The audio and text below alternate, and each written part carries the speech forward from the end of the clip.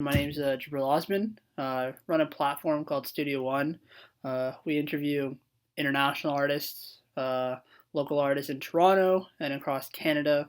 The point of the platform for me, because I've written for Clash and the 405 and Rap Season and things like that, but I wanted to build a platform that was based in Toronto that highlighted especially Canadian artists in the city and around. So it's a pleasure to get you on Studio One. Pleasure's all mine, man. This is fun. Cool. Before we just begin, can you just briefly introduce yourself, and then we'll just get started. I am an artist out of the outskirts of Toronto, R&B, pop, hip hop, trying to expand all the genres, really. I don't want to be put in a box.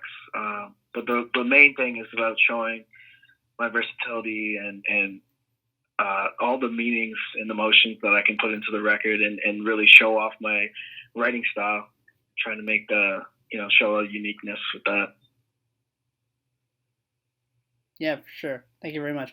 So, just to start, I know you grew up in Whitby. Can you talk to me about what it was like growing up there, and when music kind of became like a part of your life? I know there's a lot of family influences when it comes to music, and music was around. But when do you remember like music really being a thing? And talk to me about growing up as well.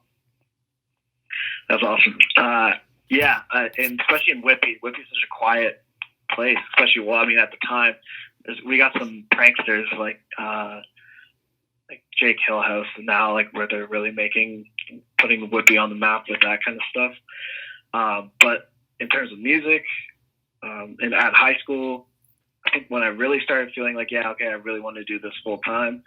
I don't even think I told this story before. I made like a little mixtape with my buddy in his little home studio, and we burned CDs, and I made like 100 copies or something, and I sold them all at my high school for like $2 a piece, and I ended up with like doing the math. I ended up with like $200, and I was like, oh my god, I can make money this quick by just singing on the outside of my high school and giving it to all the people coming in. And I was like, okay, I really want to do it. It's fun. And when it came to music, and that was it something that you had a lot of support doing, like kind of embarking in that, and recording songs and kind of showing your friends like your songs? Were you confident in that in the beginning? Because I can just thinking about high school and kind of showing your friends music, it's always that swaying feeling where people could like it or not. How are you in the confident level of just showing people what you were doing? I think I've always been confident. I have a lot of good friends that push me and motivate me to keep going, but they've always seen the talent since very young. A lot of my friends I've known since like kindergarten, so they've always known I was a singer through like my family and like going to church choir. So they've known I could sing for a while, but actually putting it into a record or like a track and hearing my vocals on a CD, they always pushed it. They understood, okay, this is like bigger than just a singer. Like he needs to be out there and show this internationally. For sure. So that's always kept it. And in those early days, performing in church and things like that, talk to me about artists that you really I guess geared towards, like artists that kind of influenced you in those early stages. Who kind of did you look up to in terms of, these are artists that I really like, and these are the artists that I would like to become myself? Who are those artists for you? First one has to be Party Next Door. Writing style first, and obviously his melodies. That's what really got me into writing certain lyrics and a certain stylistic to it. There's such care in his words when you're hearing how it's singing. It sounds like it's coming to life. Like it sounds like I believe everything he's saying just through his writing. That's first. Who could I put second? Drake, of course, but I think everybody has to say Drake, Yeah. especially around Toronto. I'm gonna have to put him in there. Tory Lanez for sure. His energetic style and his quality of music is unbelievable. Especially right now, he's like unmatched right now with that whole quarantine radio. Yeah. It's good.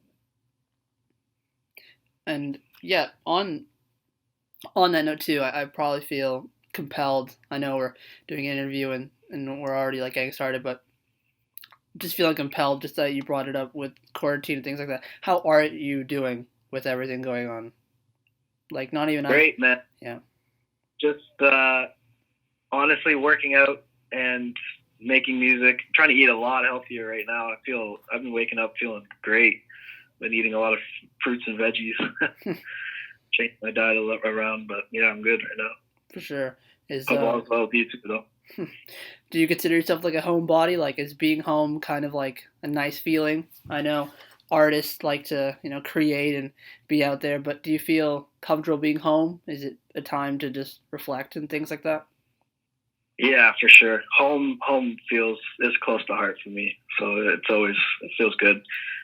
Feels like a little staycation, but still working in my little home studio I have upstairs. For sure. Now, before we get more deeper into the music, I know your family's talking about you performing in the church and your dad being a musician. Talk to me about how it's been for you becoming an artist of your own and growing and showing your family your music as you continue to grow as an artist. Talk to me about how that's kind of been. It's been crazy. I think just like my friends, they've just always been motivating me and encouraging me. They're starting to see the talent and see the feedback that we're getting, and it's just more and more excitement and anxiousness to keep going. It's almost every single family function I go to, they're asking what's coming up next. Let me hear what these sneak peeks. Let me hear these snippets, and it always ends up turning into a celebration of me for a day whenever I see the family. So that's great. So I know you're about to release this new EP, but you've released an EP before this. I would love to know, for you personally, what do you see as the growth between the first project you've released and this upcoming one? My Versatility, for sure. Breadwinner was a nice rap, soul, hip hop project, and this one is pop mixed with R&B, mixed with hip hop, but showing my way of it, my take on it. I think this is a lot more open for other audiences to hear my stuff. I sound like I've grown a lot with this music coming out. For sure. And now with this, now with the new P in question, can you talk to me about this, like singles and the way you create your visuals as well? Talk to me about how important it is for you, beyond the music, to really get your vision across. How important for you is the videos and things like that? Crucial. I mean, my whole team and I are very calculated on what needs to be put into the videos, what needs to be put and match with the music, what I'm saying, and how we're gonna bring that to camera. And that goes beyond just the music videos. That goes on content moving forward and like IG, Twitter, YouTube, everything. I think there's always a careful calculation on how we're working and bringing my brand across to all platforms. Sure. And I know you touched upon it earlier, just this idea of not wanting to be boxed in and kind of making music that it's almost hard to really pinpoint whether is it pop, is it R&B, and things like that. And of course, like given this new era of music where it's really hard for fans now to really pinpoint what an artist sounds like. As an artist, do you feel like this is kind of the best time to make music, just because it does seem like versatility, like you mentioned, is kind of becoming this cool norm where you can kind of really make what you want? How do you see that? I love that. Yeah, there's like this unspoken freedom that's with that, where it's just genreless. One song I have in particular right now that I keep debating what genre it is that Doja Cat song, that new song "Say So." I saw Nicki Minaj jumped on the record, and I'm trying to ask myself, okay, is this a pop record? Is this a funk record?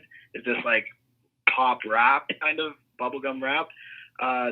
Yeah, I think it's such an unspoken freedom that's coming out right now with this whole genreless thing. I think that's the beauty of it. It doesn't need to have a box to put it in or a title to have. It can just be music, and you can just enjoy it if you like it. Yeah, for sure. Because I definitely see that now, because it's getting virtually harder and harder to kind of say like what genre is which, because it's also intermingled, which is a good thing. Yeah, exactly. So, what's that other one? Old Town Road. Like when I remember there was a problem that they had where they had to take it off a country billboard and put it on an urban billboard or whatever. Yeah, exactly. Drums didn't match or something like that, and I was like, okay, yeah, but like what if he was aiming for that? What if he just wanted it to be, it could be any of those genres. Yeah, I think that would be dope how they were so confused. Yeah, and it's going to be interesting too with just the years and years that will happen with the Grammys, and if music becomes more and more like this, it's going to be interesting to see how categories kind of function when music just becomes kind of this thing. Yeah, exactly. But just on kind of like a final note, when it comes to this new record, of course we're talking before it gets released. What's kind of your hope for this one? Like, what do you want people to get out of it, and also just because it's your second EP, what's how are you feeling with the upcoming release? I'm confident. I think it's going to show, okay, this kid can sing. Like, I want that to be a topic of discussion when people hear it. Okay, this guy is talented. He can sing. Yeah, I do the rappy, melodic kind of flows a lot, but also I can bring it back and pull it back to a more soulful R&B texture as well. I really want to show my vocals on this EP coming out, so I hope people enjoy it and appreciate it. For sure. And usually when I talk to artists, I usually say, like, how do you see the rest of the year going? Do you have upcoming shows and things like that? But given, of course, the COVID-19 and things like that, it's hard to ask that question. So for you in particular, with the story of selling copies of your music in high school and things like that, what have you learned as an artist that I guess you wouldn't have necessarily known in the beginning when it comes to releasing records and putting your content out there? What's something you've noticed within yourself over these past couple of years that you would have liked to, I guess, known in the beginning? That it's quality over quantity. I think that, especially in this time right now, all we can really do is keep pushing and making more ideas with all this freedom and time that we have right now. But I think at the end of the day, it comes to quality. I mean, I'd rather have 5 great records,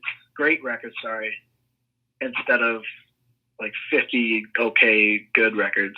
I think I'd rather have music that's going to be timeless and live on past me going down the road. For sure.